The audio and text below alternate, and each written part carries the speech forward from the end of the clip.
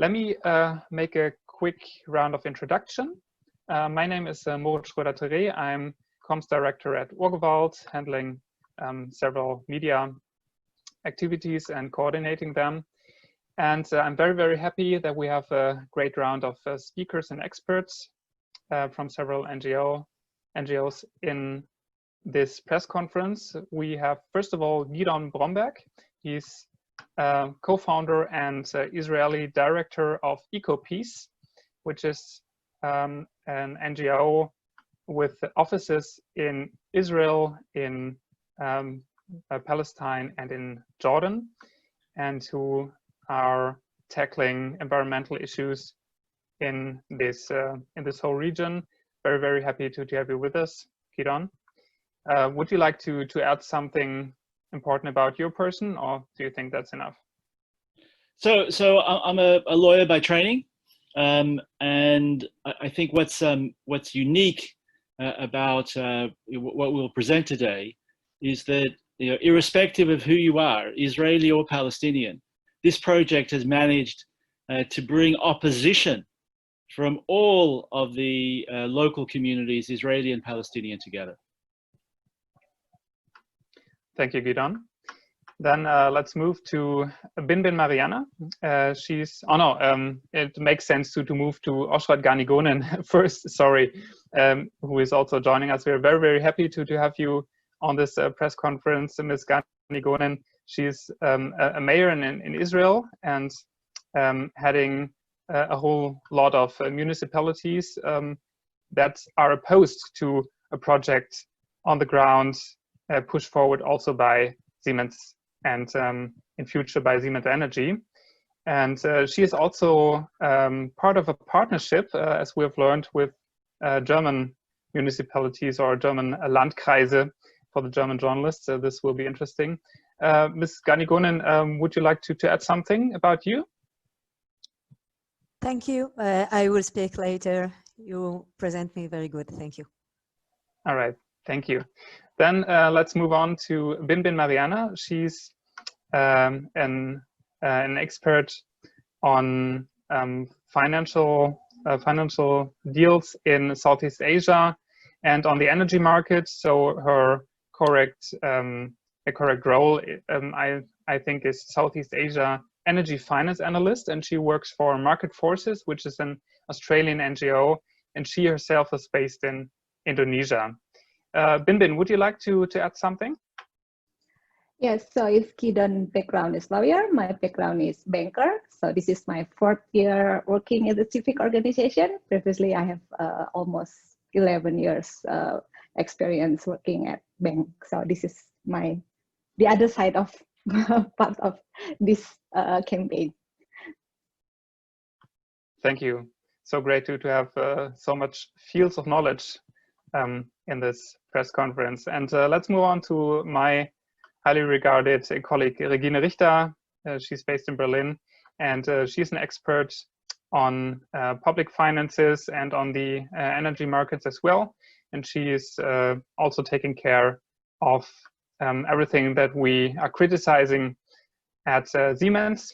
For example, the Siemens Adani issue that you will all know about, that Siemens still wants to support Adani's Carmichael project, and we've criticized it a lot, and adding analysis by Regine Richter. She works for Urgewald for, Regina, I don't know, for how many years already?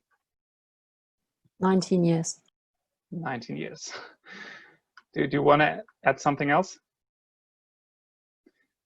Okay, I think I have introduced everyone here in terms of the speakers. Thanks again for joining us. I think all journalists have joined now as well that wanted to.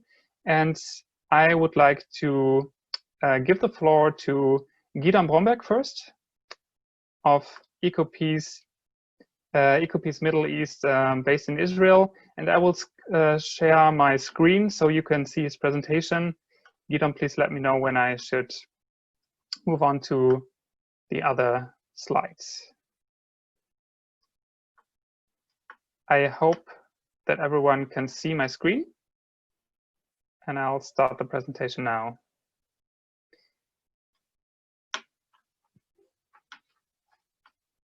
Gidon, you're muted. Thank you. Thank you very much, Moritz, and thank you very, very much to urgewald for organizing this press briefing. We're really delighted to be partnering in this effort to bring attention to what is a highly controversial project that should alarm the German public and I think any investors that want to move forward in Siemens.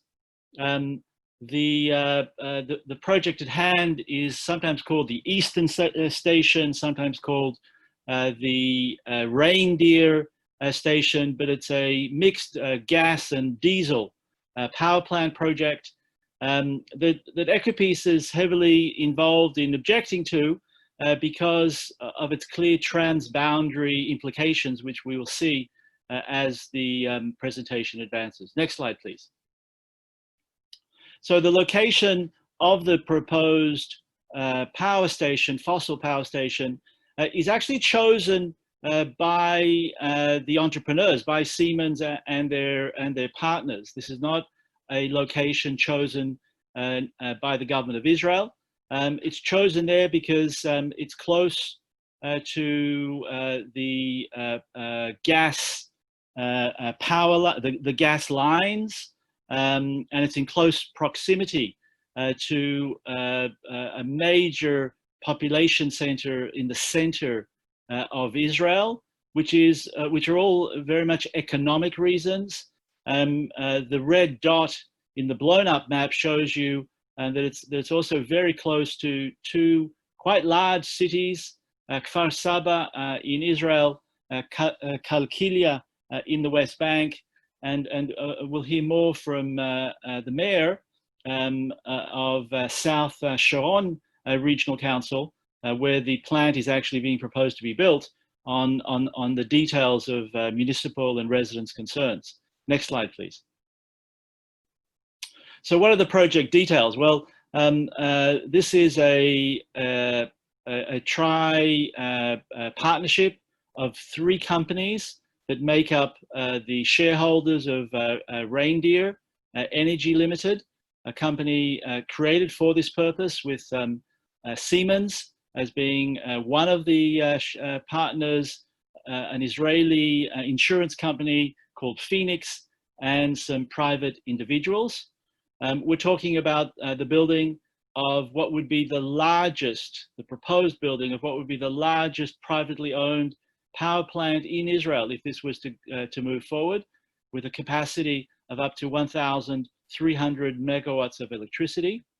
And it's part of what I would describe, and certainly all those that object to this program describe, it's part of an out-of-date vision that saw some 14 new gas power stations being proposed by the Ministry of Energy, very much in line with the thinking that, well, Israel, as you can see on the map on the right, discovered several gas fields in the Eastern Mediterranean, and saw the building of new gas power stations as a means to exploit the gas discoveries. These gas discoveries started about 2 decades ago, but as we will hear a little bit later as well, there's been, in this last decade in particular, such rapid development in alternative energy technologies, and in particularly photovoltaic electricity, that really the gas finds for the purposes of generating cheap electricity are no longer the case. And I'll come back to that in a minute. Next slide, please. The objections to the project are well-founded.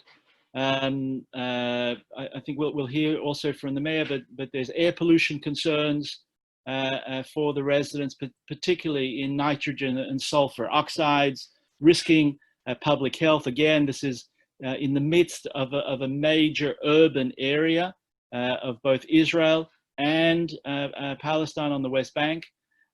Because it's a dual fuel use facility of gas, but also diesel, there's 28,000 cubic meters of diesel storage planned, and it's planned on top of the most important aquifer, groundwater, shared by Israelis and Palestinians, and particularly for Palestinians as the only source of water that they have, which is the groundwater. In Israel, we have lots of desalination, but for Palestinians, any pollution of that groundwater actually pollutes the only water source that they have. And then briefly, thirdly, the commitments of Israel to the Paris climate accords are incredibly important. They're increasingly valued by the public in Israel. And this is a slap in the face moving forward on these fossil power stations when our commitment is to decrease CO2 emissions. And then I think most importantly for the German public and investors to Siemens to understand is that today, because of the rapid development in photovoltaic technology, solar energy, including with batteries, are cheaper in sunny, blessed Israel, where we have 300 sunny days a year. So solar, including with the installation of batteries, are cheaper than the natural gas. The natural gas is a polluting substance, and the PV is completely clean. And rather than contributing to climate change, an investment in renewables would be an important contribution to climate mitigation. So from our perspective, the project really makes no economic sense, no ecological sense, and certainly no climate security sense. Next slide, please. Quite amazing, Siemens has managed to bring together what almost no one else has been able. So there's some, every community that's circled here objects to the project. To the west and to the east, and it's brought together not only Israeli communities and two important Palestinian communities, but also Israeli settlements. Everyone objects. All of the communities around the project, which is marked here with the blue star, object to this investment of Siemens. Next slide, please. No less important, perhaps most important, with the formation of a new government in Israel recently, the new minister of environment and the Ministry of the Environment, and also the head of the Knesset's Environmental Committee are today outspokenly objecting to this power plant being built and to all of the proposed gas or fossil power stations being built. The ministry has well researched this issue and presented to Knesset and to the broader public in Israel that this project and that continued investments in fossil fuel will take Israel back rather than forward, that there's no need, and that the ministry completely objects. As the largest, with the Siemens project being the largest of the gas fossil power stations being proposed, we strongly feel that if Siemens was to take responsibility and to walk away from this project, we would send a clear message to all of the other proponents for gas plants also to walk away. So that Siemens investment here has real precedent capacity here. If Siemens walks away, we really think that common sense and good governance would then follow, and we'll see renewable energy investments rather than this harmful and wasteful fossil investment. Next slide, please. And then finally, just for more information, you're welcome to be in touch with us at EcoPeace Middle East, Israeli, Palestinian, and Jordanian staff, and you have the different logos of some of the municipalities that have joined this effort to really stop the project from moving forward. Back to you, Maritz. Thank you. Many thanks to you, Gidon. Very astonishing facts and very interesting details on this project and what it means for this region. Before we move on to the mayor, the local mayor of this affected region, Oshrat Gani Gonen, let me let you know that we will, of course, be able to share the presentations after this press conference. So journalists who would like to see them afterwards, I'm happy to share with you later on, that you don't need to take too many notes. And for the next part, very, very happy to have with us Oshrat Gani Gonen, a local mayor and heading several municipalities affected by this power plant.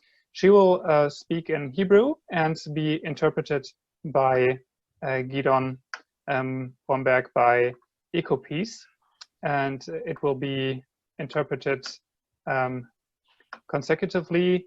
So Gidon will make sure that she won't speak too long and that all the attendees can follow smoothly. Gidon, are you still with us? Because your picture is frozen. No, I'm with you. I've just closed my video. Okay, perfect. Glad to hear this. So the floor is now Oshrat Gani Gonen's. Please just move on, and I'll close my. Good morning, everybody from Israel. First of all, I would like to thank you for inviting me and for the opportunity to present our position regarding the Eastern Power Station. So I will speak Hebrew and Gidon will translate me. בדרום השרון מתוכננת כאמור תחנת כוח דו-דלקית מונעת גז וסולר על ידי חברת רנדיר שהיא חברת בת של סימנס, 1,300 מגוואט. So in my regional council, the South Sharon Regional Council, a dual gas diesel power station is being proposed that will produce up to 1,000 megawatts of electricity. מאז 2017 שנודע לנו על ההחלטה להקים את התחנה, אני ו18 מחבריי ראשי רשויות מישראל ומהרשות הפלסטינית, יהודים וערבים, ישראלים ופלסטינים, אנחנו מתנגדים ונאבקים נגד הקמתה של התחנה ומאוד דואגים ל500,000 מתושבינו הסמוכים מאוד לאזור התחנה. So since 2017, myself and all of the regional councils and municipalities, making up 18 in Israel and another 2 in the Palestinian Authority, have been objecting to this power station being built with the potential to harm some 500,000 Israeli and Palestinian, Jewish and Arab residents. אנחנו שכרנו מומחים שחקרו מקצועית את המשמעות של קרבה של מאות מטרים ספורים, 300-400 מטרים למשל מקלקיליה ברשות הפלסטינית, או מיישובי דרום השרון, 500 מטר למשל, מבתי תושבים, והבנו שאנחנו חשופים לזיהומים קשים ביותר, אוויר, מים, קרקע, רעש, מטרדים קשים מאוד בריאותית וסביבתית. So we've hired leading experts in Israel that have concluded that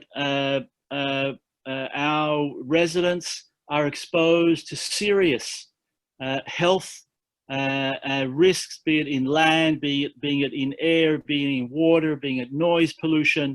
The project is only 300 to 400 meters from the first homes in Kalkilia on the Palestinian side, and some 500 meters from the first homes on the Israeli side. חבריי בישראל וברשות הפלסטינית מאוד מודאגים. אין גבולות כשמדובר בזיהומים סביבתיים. אין גבול בין ישראל לרשות הפלסטינית.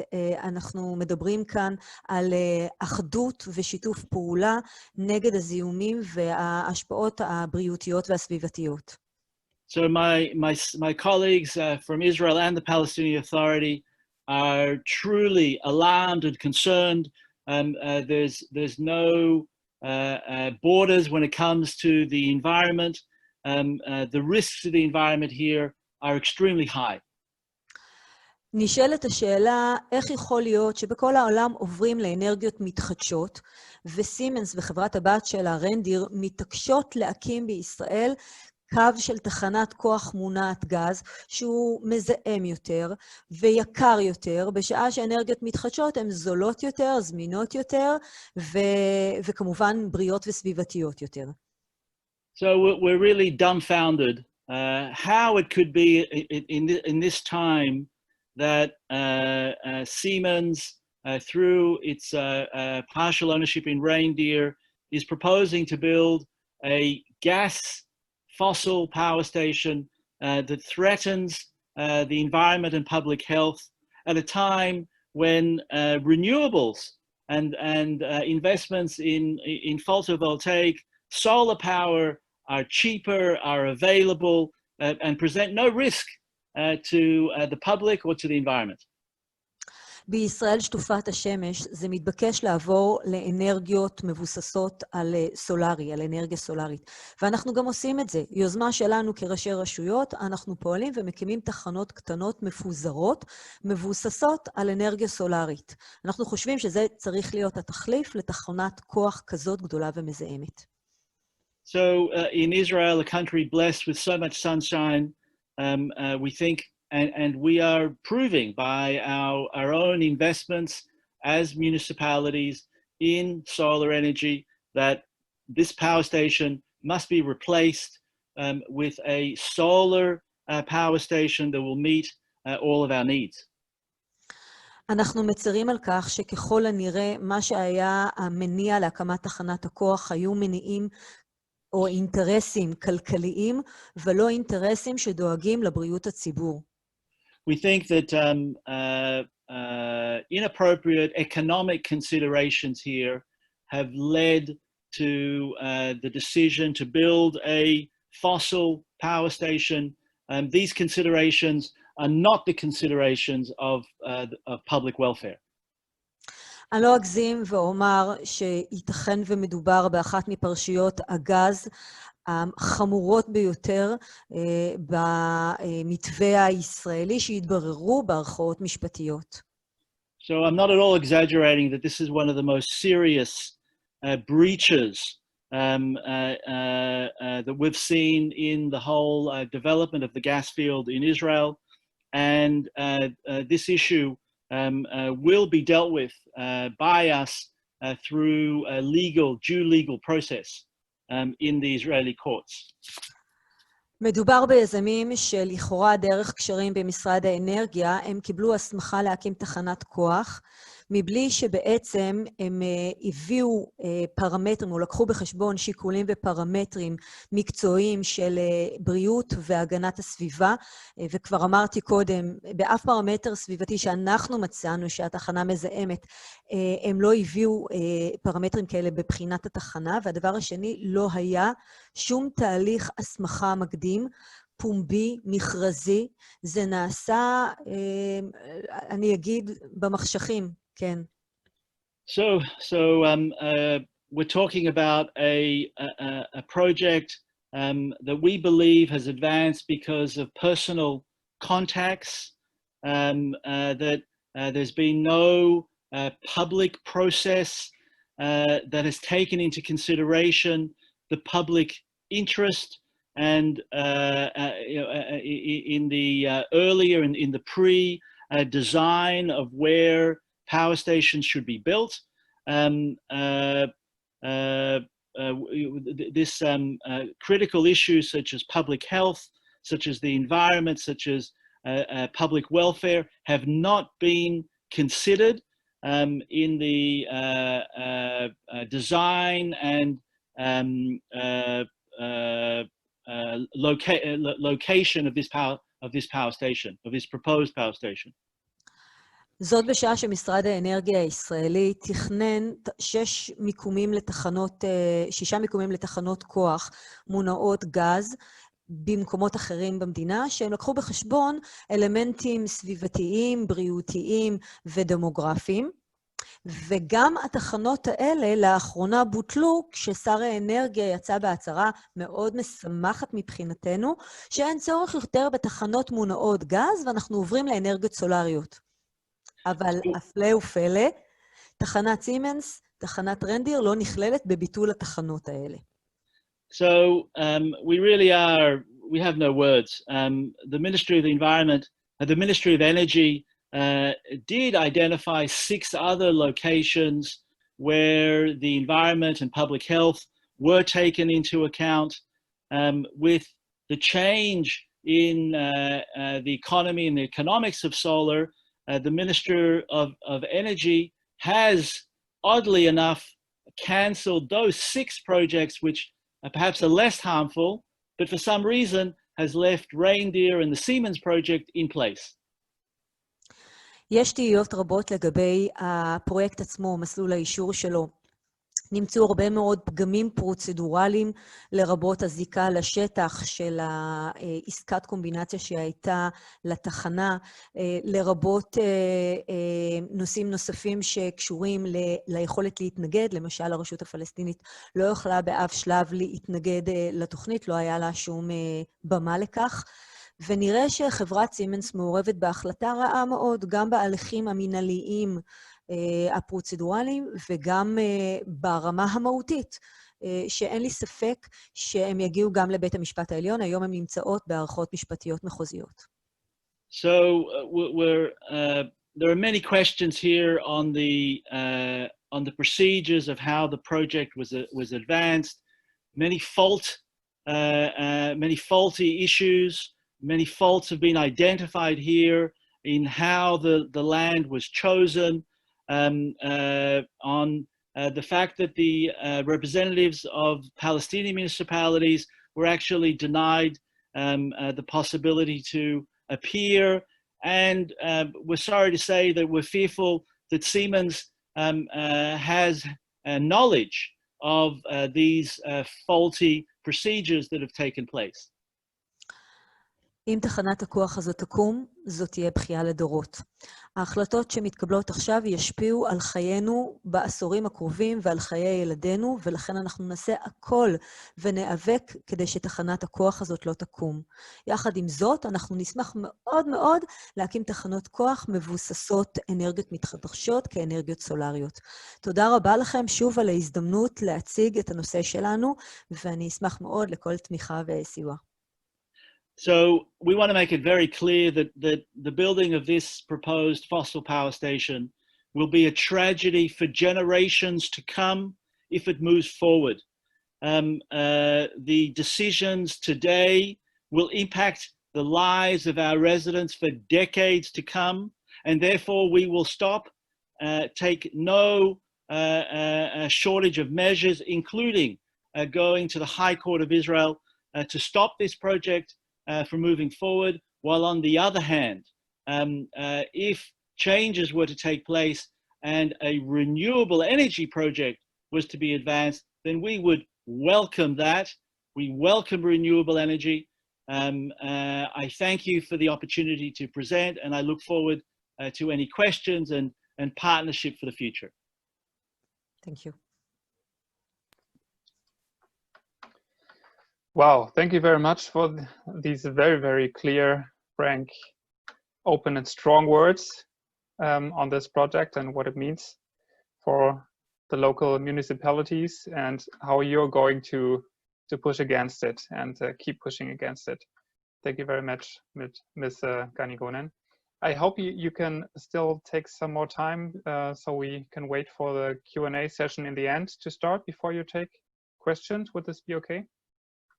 Great. Then let's move on as time is moving to our next part, and we're now moving the world region to Southeast Asia, to Indonesia, where we're having Binbin Mariana, a local expert on finance and the energy business, talking about a co-project of Siemens that is still going to be pushed by Siemens Energy in the near future. Binbin Mariana, the floor is yours, and I'm going to share your presentation. Yeah, thank you, Moritz.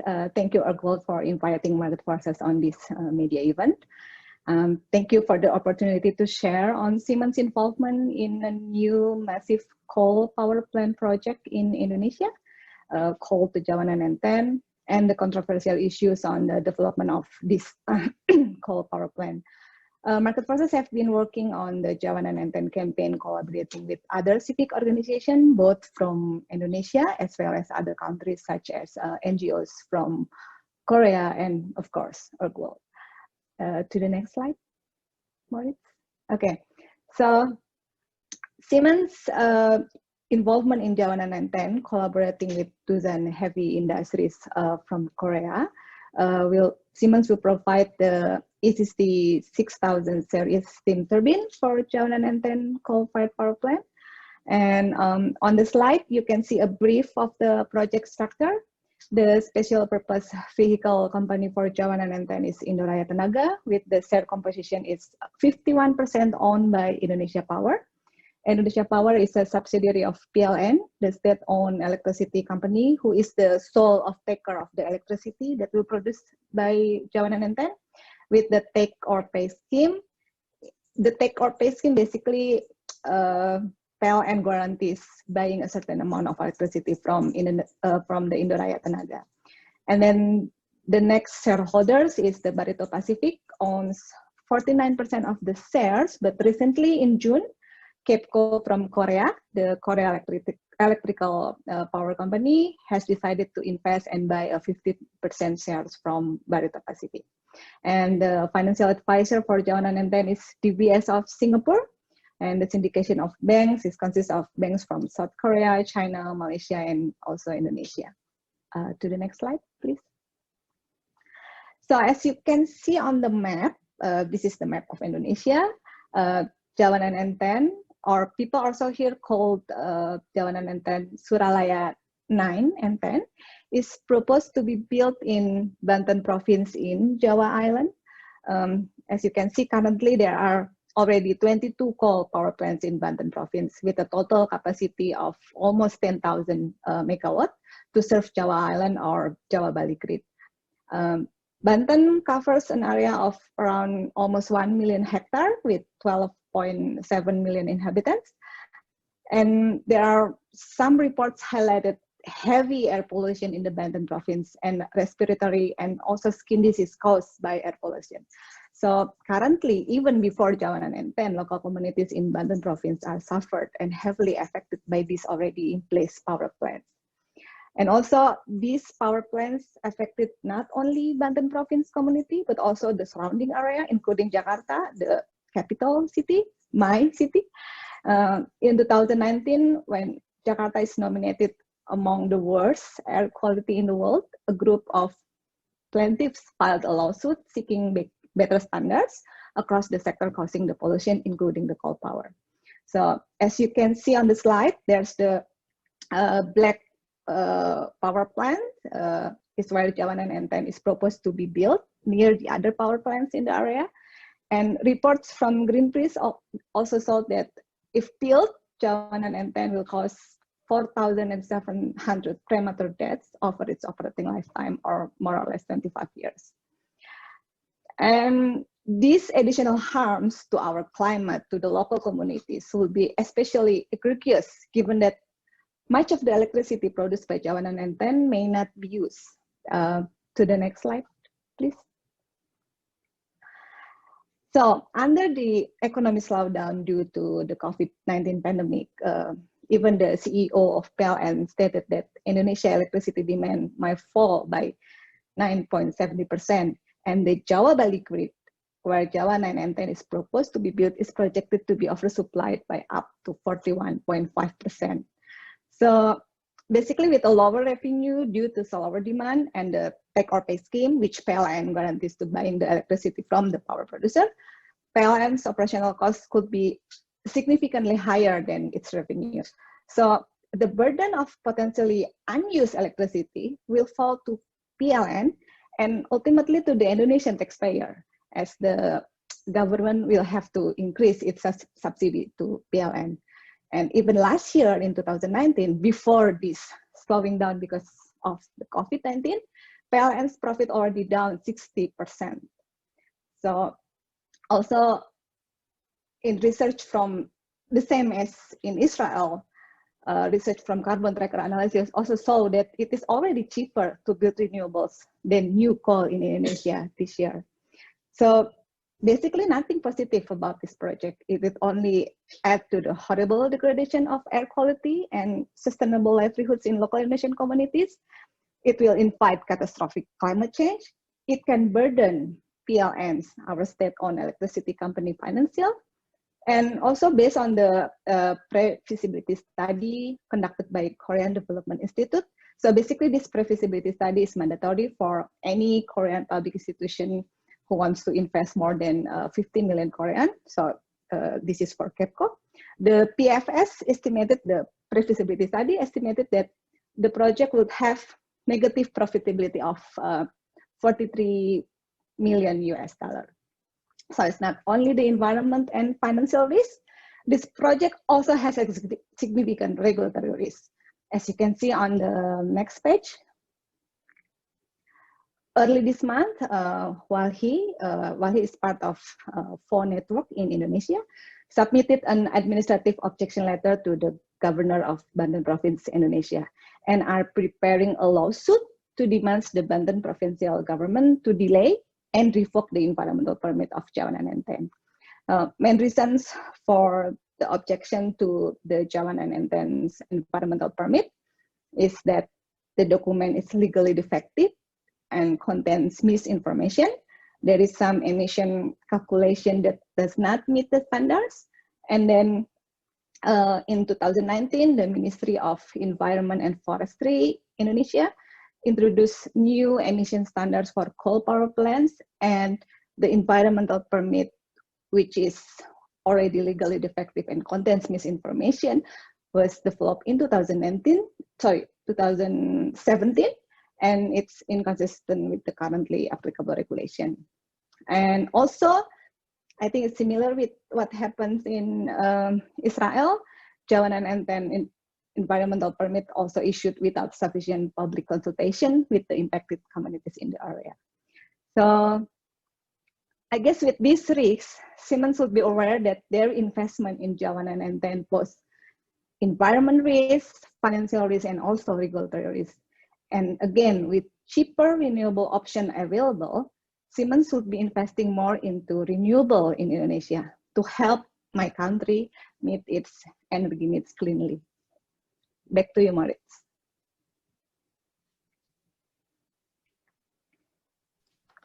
Thank you very much about all this information about the co-project being still being proceeded by Siemens and Siemens Energy.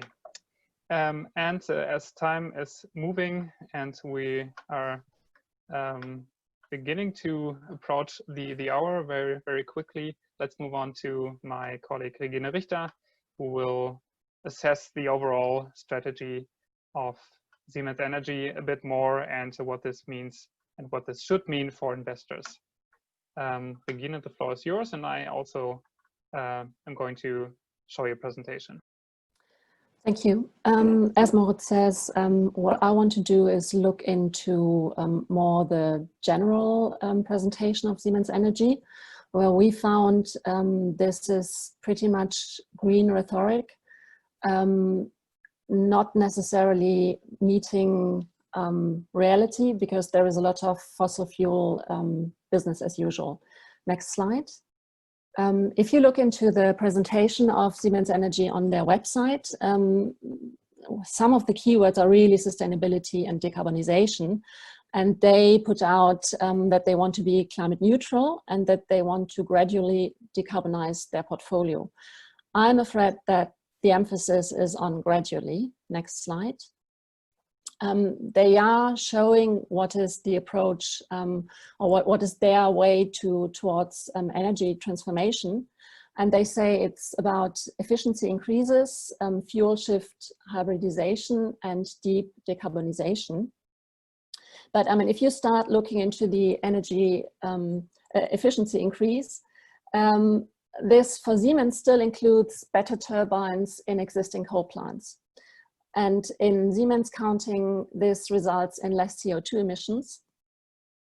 But they leave completely out of the equation that those plants will run longer. And as a result, will emit even more CO2. It's a long discussion we were having with Siemens. But to see really in there, they have an animation on their website on their steps to get to zero CO2 emissions. And they clearly mention this point about, well, even if we improve the turbines in coal plants and existing coal plants, this is good for the climate. And after their announcement at the extraordinary AGM that they want to come up with a plan for a coal phase out, this is honestly quite sobering, but it faces their involvement in their continued involvement in Java. It matches their continued involvement with Java 9 and 10.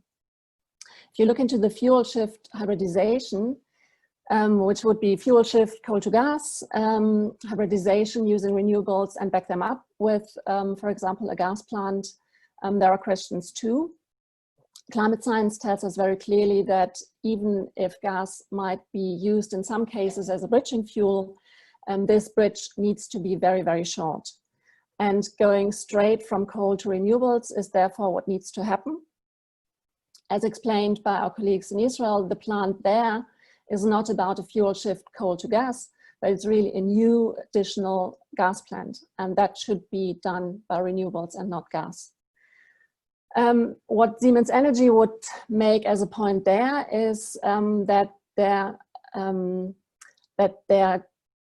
turbines can, or their infrastructure can use hydrogen. And actually, if you look into their presentation, it's really their understanding of deep decarbonization very much goes along the line of everything will be solved through hydrogen, through using hydrogen, which honestly is a very typical argument by the gas industry to justify new gas infrastructure. What they don't mention is that green hydrogen, which is a surplus renewable energy, is used to produce hydrogen, is something where you need to look into how much renewable energy is there and how much is it being planned to be used for electricity, for mobility, and how much is then left for producing green hydrogen. And my take is that while they focus very much on green hydrogen, it's not really, they don't really look into the competing demands and the availability of enough renewable energy to actually produce hydrogen. Next slide, please. Because that brings me as well to the point that Siemens Energy is very much about business as usual, despite this green rhetoric. Because if you look into, for example, their presentation on power generation, conventional energy really equals renewables there, or is really given, both are very important. So it's not very clear we are going to move to renewables on that point. And especially sobering, I find their presentation on industrial applications it is.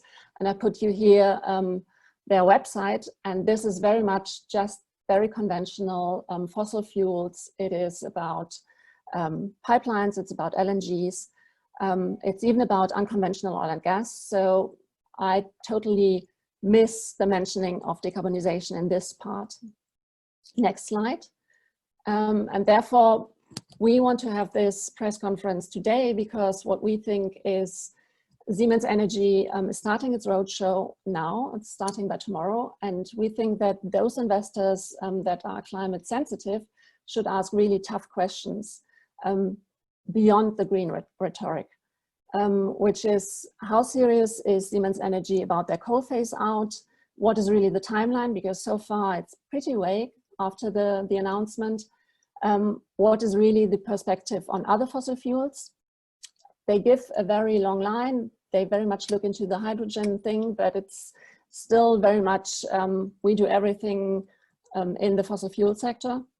And I, as an investor, would ask as well, how realistic is the focus on green hydrogen production, and what do they look into on that question? Thank you.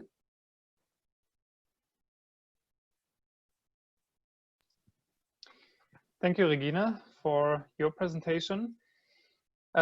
We have now seen all presentations and listened to all speakers. And so now is time for your questions, dear journalists.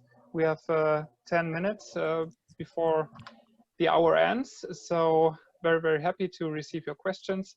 I've seen one that already came in during one presentation, and that I would like to direct to, it was from Axel Hübner, Handelsblatt.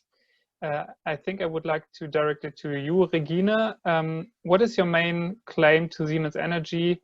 Should they give up all fossil activities, including e.g. new efficient gas turbines and service immediately, or can they continue to, example, service for existing plants?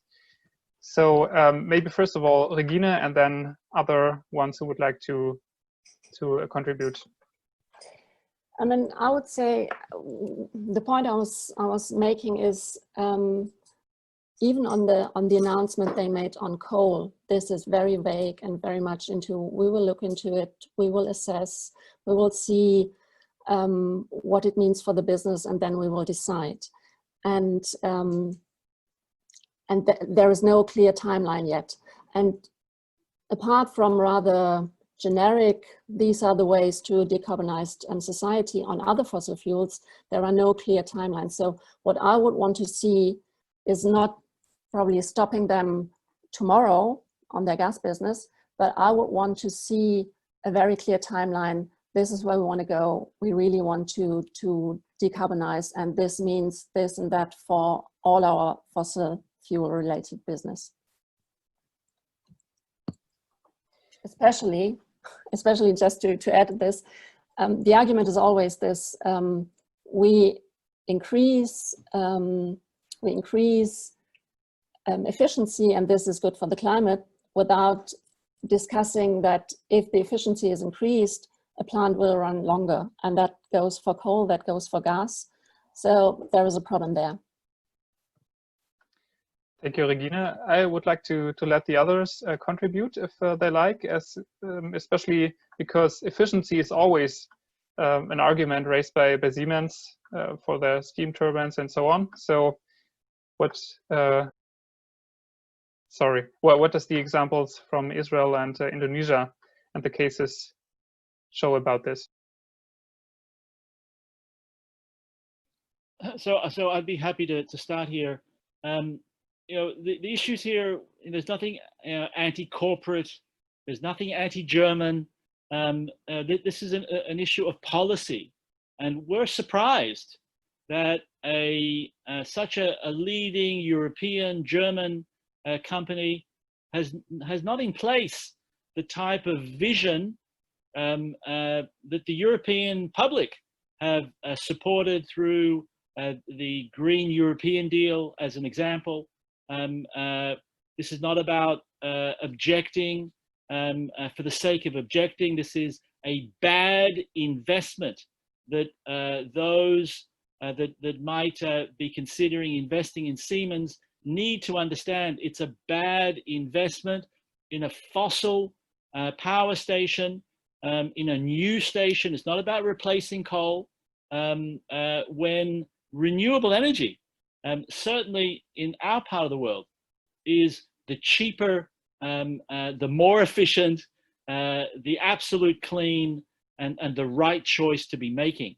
So you know, there's some poor judgment here that's being led by, you know, we also recognize the government of Israel has responsibility here, of course, primarily, but we do expect better, and we're working through, as the mayor said, the court system in Israel to try to reverse any government decision that might be finally taken in favor. But we expect better of a leading European company such as Siemens and their potential investors, who might be from anywhere in the world, and need to become outspoken and think twice before they would continue to invest in Siemens as a viable company for their investments. Okay, so what I can say is that this is not a problem for Germany or for Israel, for Indonesia. So this is like the whole world. I mean, like researchers already said that we have to stop coal for entirely in 2040. And if Jawa 9 and 10 is built today, then it means it will block Indonesia using coal at least until 2045. And also Indonesia's government has set target for its renewable energy mix for 23% in 2025, but I think until last year, 2019, the renewable energy mix in Indonesia is only 12%, and it's been stagnant from 11 between 11% to 13%. So as a leading multinational company, Siemens should help Indonesia to achieve the renewable mix target instead of adding another coal in Indonesia.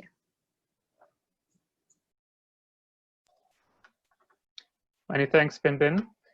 I don't know if you also would like to add something, or sorry, Ms. Oshrat Gani Gonen. So just as an invite, you don't have to, but yeah, as you like.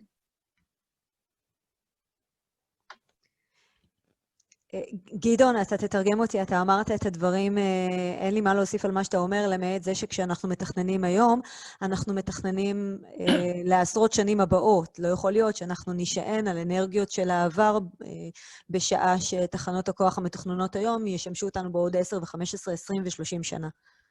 So much of what I wanted to say was said. I just want to reiterate that we need to be planning for the future and not planning for the past. What Siemens is doing here is planning for the past. Planning for the future is planning on renewable energy. Thank you all. There's still some room, 3 minutes at least, for some additional questions. So happy to receive those. There's, I think, a follow-up question. I guess it's also Axel Höbner, Handelsblatt. I hope I'm correct. Siemens CEO Käser announced a sustainability board with external experts for Siemens Energy. We didn't hear anything about it up to now. Would it help? So this sustainability board for Siemens Energy, or was it also green rhetoric? Who would like to comment? I can start probably. I mean, I think the announcement of this external board was probably to take away some of the heat around the Adani campaign. Honestly, I do think that a proper sustainability board with power would help to avoid the kind of mistakes that Siemens did around Adani, because what we understand from our colleagues in Australia from Market Forces is that they brought up the problem about Siemens participating in this rail line before the decision was taken, and that they brought it towards the company. But apparently this wasn't escalated upwards to higher decision makers. So I do think coming up with something like this would help to avoid the kind of Adani cases. And probably it could be helpful in terms of really looking into the future and coming up with timelines. This is what we intend to do, and we want to see this rather quickly to get out of coal, but as well to look into what might be the way out of fossil fuels more generally. I mean, it's true. I haven't seen anything on this on the presentation of Siemens Energy so far, on their internet presence. But yeah, I mean, I think it could be helpful if it is powerful enough to really guide the company towards a more sustainable future.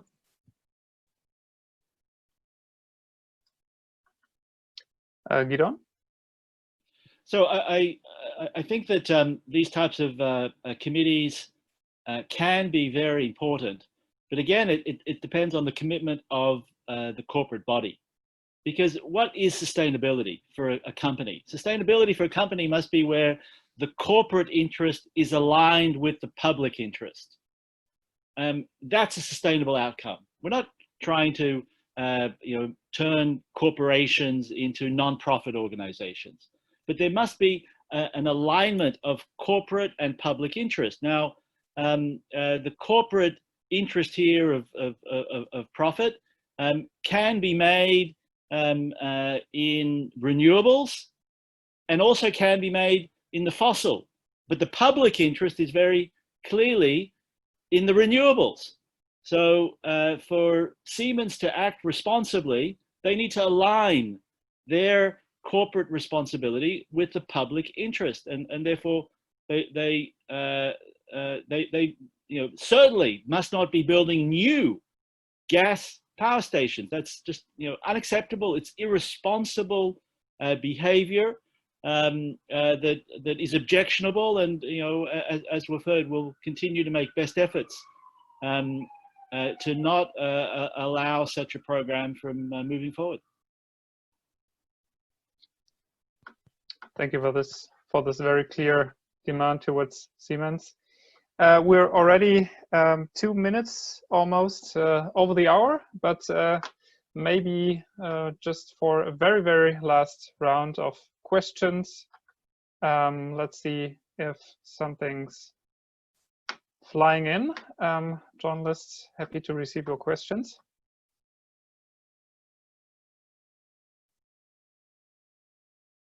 If there are no further questions, then I'd like to say thank you very much for taking the time. It was a very interesting round also for myself. Very clear, strong words about what we need Siemens to do in the very near future.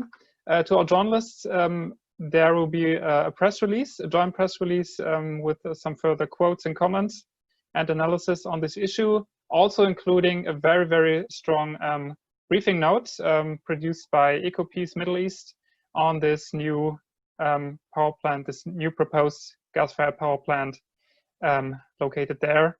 So if you want to have a look, it's going to be distributed very, very soon after this press conference. And if you would like to see the presentations, please let me know. I can post my email address in the chat so that you know where to ask for this. All right, and so thanks again. And there are no questions as it seems for the moment. And I'd like to just thank all the round of speakers. It was great to have you, and have a very, very nice day. And let's see what Siemens makes out of all this.